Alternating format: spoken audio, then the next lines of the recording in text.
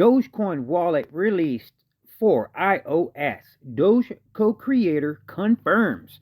A self-custodian Dogecoin wallet has been released on the Apple App Store. The team behind the My Doge wallet confirmed that the iOS compatible app went live on this Friday.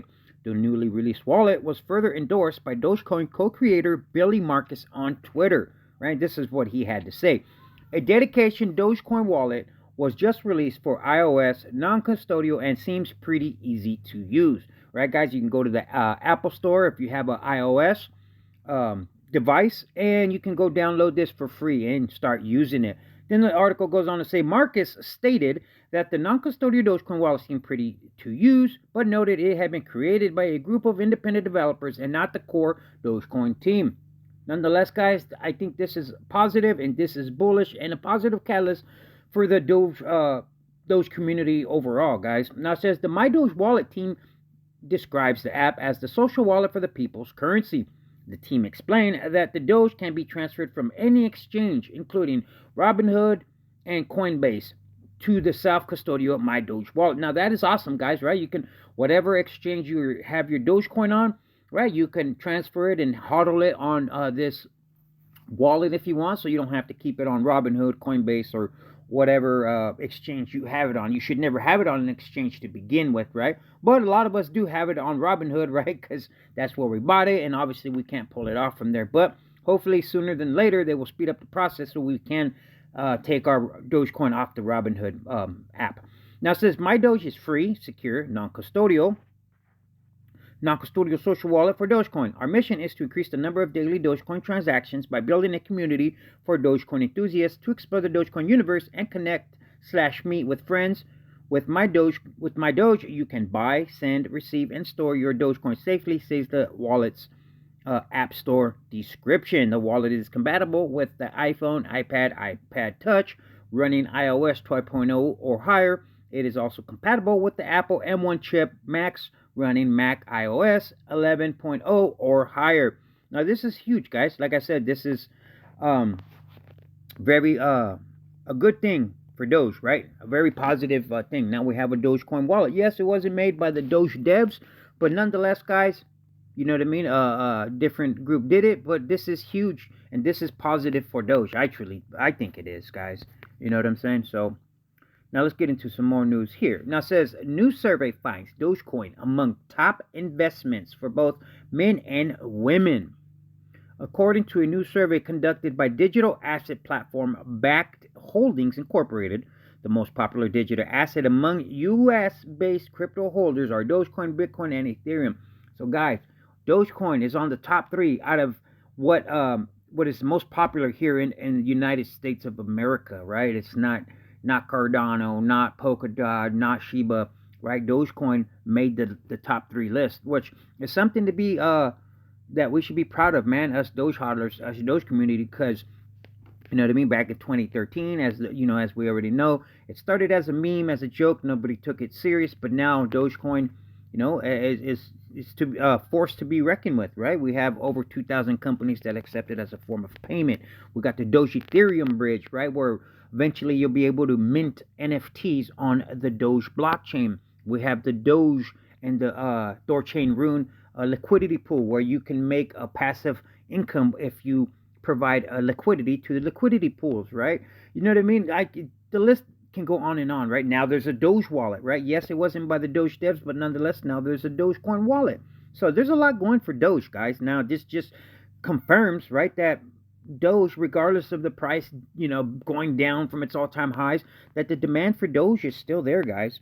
You should make you more bullish more than ever. Now it says the study, which surveyed 1,012 consumers across the U.S., both owners and non-owners of crypto assets, looked into the attitude and awareness of women toward crypto and how their viewpoints differ from those of men.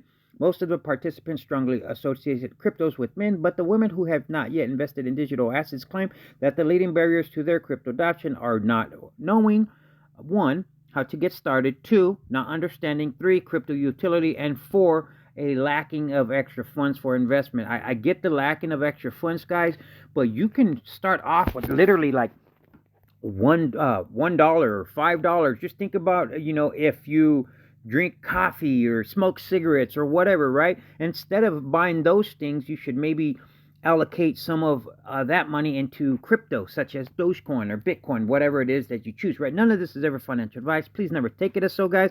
It's just your boy Jaime G yip yapping on YouTube, nothing more, nothing less, okay, guys? But what I'm getting at, guys, is if you truly want to invest, you can, guys. It's just how determined how you want to. Now, as far as the knowledge goes, right? That is also why I made this video. I know I should make more educational videos, such as how to set up a digital wallet, right? Such as a Trust wallet or Exodus wallet, and how to buy crypto on an exchange such as Coinbase or crypto.com, right? Let me know in the comments, guys, if you want me to make videos like that as well, right? But that's why I made this channel, guys, was to try to keep you guys informed, right? And like it says here, right, not knowing how to get started and not understanding the utility behind crypto, right? Then it goes on to say the knowledge gap for women who don't own crypto is significant, with 70% rating their crypto knowledge as low or very low, which compares to only 13% of male crypto owners and 22% of women crypto owners who rate their knowledge as low or very well. Now, women who own crypto rate their knowledge almost 50% higher, which suggests that even a minimal crypto investment can increase knowledge. And I 100% back this and agree as well, guys. Because when I got started in crypto almost 3 years ago, I knew diddly squat about Dogecoin, about crypto. But once I bought some crypto, then I started doing my own research and reading articles, watching YouTube videos, and that's how I got my knowledge. But it was because I got my feet wet and got into crypto, and that's what made me start learning, getting more knowledge, right? And that's what they're saying here. So I agree. Now it says, despite recent crypto volatility, there is continued momentum for women crypto adoption, and it is reassuring to see that the barriers to entry can be overcome through education. That is 100% correct, and I agree. Said Nancy Gordon, Chief Product Officer, Loyalty and Rewards, back. Right, then it says on Saturday, the survey's top 3 cryptos were trading. Okay, now that just breaks down the price. Now, guys, you know what I mean? I just want to kind of, touch on with this article. I think this was pretty good to see, guys, you know what I mean, that women are wanting to get more crypto, but not just women, guys, men as well lack knowledge and understanding. Even, old-time people, right? That's why a lot of people talk crap about cryptocurrencies, because they don't understand the utility and they have lack of knowledge. Therefore, if you don't know something, it's better to talk crap about it, right? Because you don't look like you don't know nothing, right? That's our pride getting in the way. But, guys, now this is what I had as far as Dogecoin news goes. Now, let's dive into the markets real quick and see what's going on, and then we'll look at the charts and talk about resistance and support real quick, okay? Now, as you can see, guys, on the overall, if it loads up, the overall markets, guys, definitely have recuperated. We are definitely in the green, as you can see right here on CoinMarketCap, right? Look at top, what is that? The top 50, nothing but green. Every single coin is in the green, right? Anywhere from 4%. You got BNB at 4.3.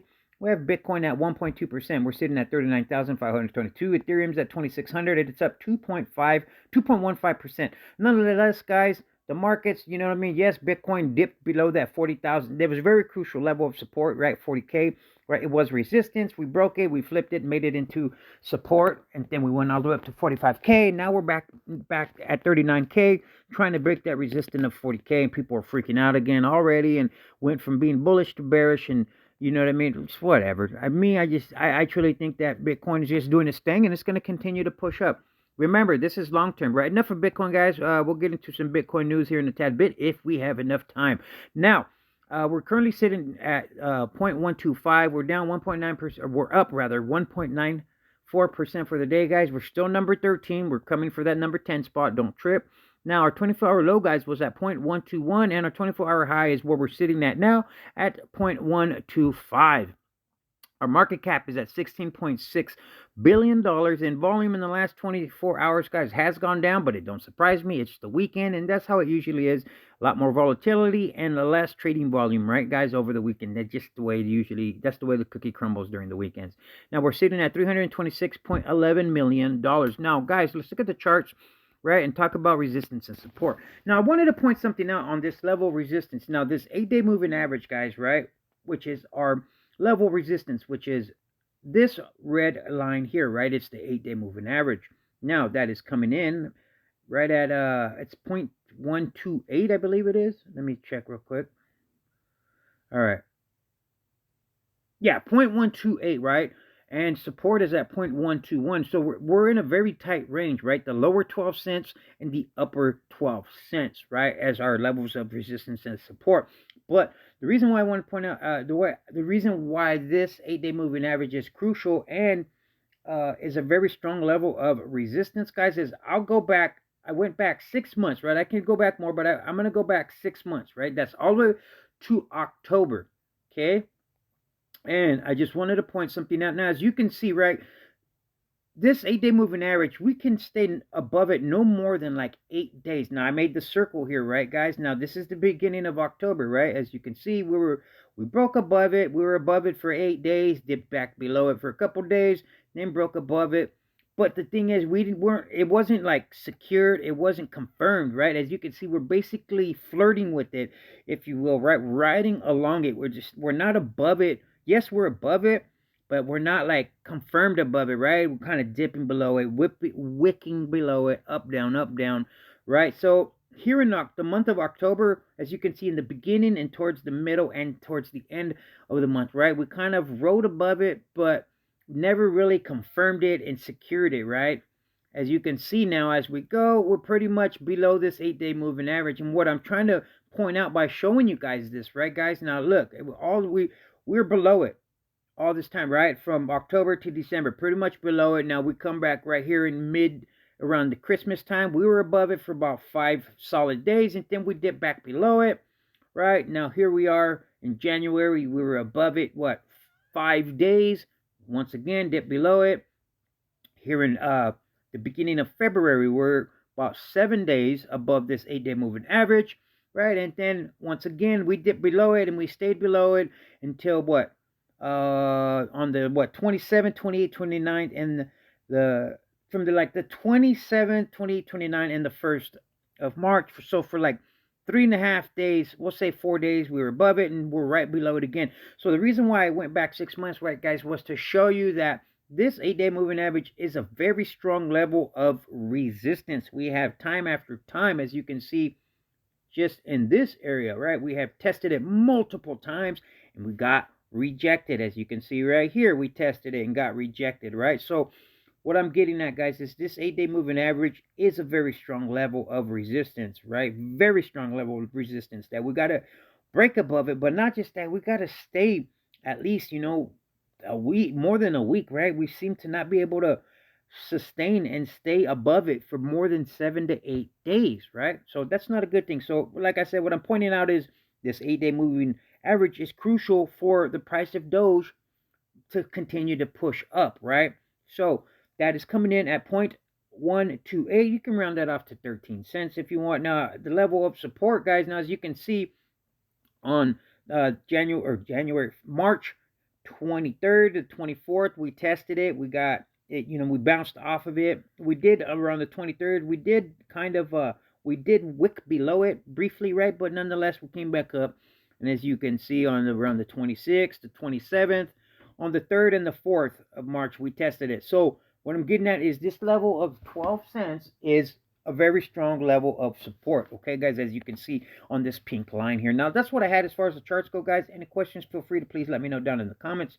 I took a little longer than I wanted to in this section. Well, thanks, guys. Now, let's dive into some overall crypto market news. All right, let me find my news here, guys. Alrighty, thank you if you're still with me. I know I can jibber jabber. All right, let me get my bookmark here, guys. Now, here we go here. Now, 780,000 Bitcoin now held by retail addresses, reaching record highs despite Bitcoin dip. Now, what does that mean, guys? Now, why is this important? This is important because it shows that people, the demand for Bitcoin is still there, and it's making all-time highs, even with the volatility of it going from 37,000 up to 45,000, back down to 39,000 and change where it's at now, right? So people are still want Bitcoin, and they're still buying it. Why, guys? Because they believe in it, and they know 5 years from now, the price is going to be up more than what it's at now, and you're going to wish and regret not investing. Now, it says, Into the Block analyst indicates that Bitcoin's retail accumulation might likely be at its peak as the aggregate balance held by addresses with 0.1 to 1 Bitcoin reached record highs of over 780,000 Bitcoins. Alongside the rest of the cryptocurrency market, Bitcoin suffered further declines to a low of 38,590 on March 4th, which was yesterday. Right now, says the on-chain analyst firm notes a sharp growth in February for small Bitcoin addresses holding up to 1 Bitcoin or up to roughly 40,000 worth of Bitcoin, right? For little investors such as you and I, right? Unless you're a big investor, right? Because I'm definitely not a big time investor as far as in Bitcoins, right? Now it says, which might imply a comeback for retail traders.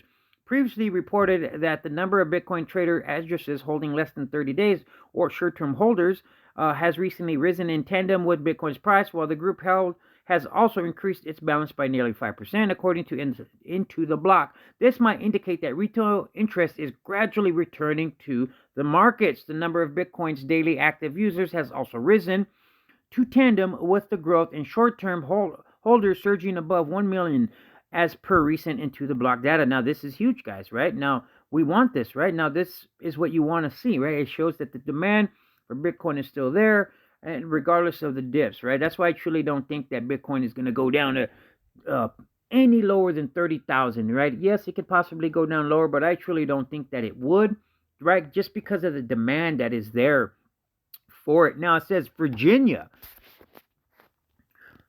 Now, it says breaking news. U.S. state Virginia will allow banks to offer crypto custody services. Now, why is this important? Not just because it goes to show you where adoption's at. I'm going to close out with this article, guys, because it's already 16 minutes in. Just to go to show you adoption, right? Just like in Colorado, right? On my previous video, I was talking about the first state to allow people to pay, do their taxes and pay with crypto. Now, just it's showing where adoption is going, right? People are starting to warm up, and they're starting to let you use crypto to pay for this, pay for that. What does that mean? That means mainstream's coming a lot sooner, and adoption is coming a lot sooner than what people think. Now, it says Virginia's Senate on Friday unanimously approved a bill that would allow banks in the state to provide crypto custody services. Granted, they have enough resources to manage the associated risk. The bill will go into effect once it is signed by Governor of Virginia, Glenn Youngkin. Now, this is huge, guys.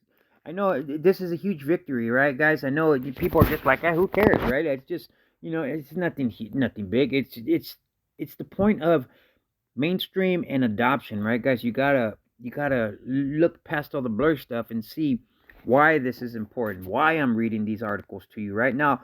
It says, by codifying the ability for state character banks to become custodians of cryptocurrency, this will make Virginia the first in the country to provide this ability to banks through legislation, guys, not in the state, in the country, right?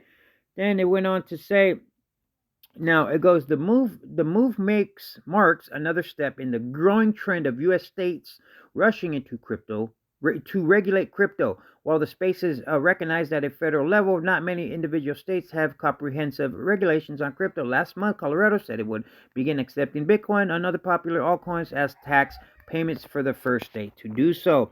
A boom in crypto trading through 2021 also saw several states attempting to attract investors through favorable regulations. Data from the National Conference of State Legislation, right, showed that 33 states have introduced legislation involving crypto in 2021. Wyoming and Arizona have also proposed bills that would allow citizens to pay taxes in the crypto. Arizona also has a proposal intent to make Bitcoin legal tender. Now, guys, I'm just telling you, man, it's huge. Adoption is coming, right? And I'm going to close out with this right here. It says crypto custody as institutions service. Crypto custody services differs from a regular wallet and geared more towards institutional investors. Currently, Coinbase is one of the largest players in offering crypto custody services, although Virginia's move could now boost competition in the sector. Right, guys? Well, this is what I had for you guys, man, on this Saturday. Hopefully, it was informative, helpful, and useful. If it was, man, please consider to like and subscribe to the channel. That's all your boy ever asked for. Thank you if you stayed with me to the end. Stay safe, stay blessed. Slava Ukraine, right? All right, guys. Peace out.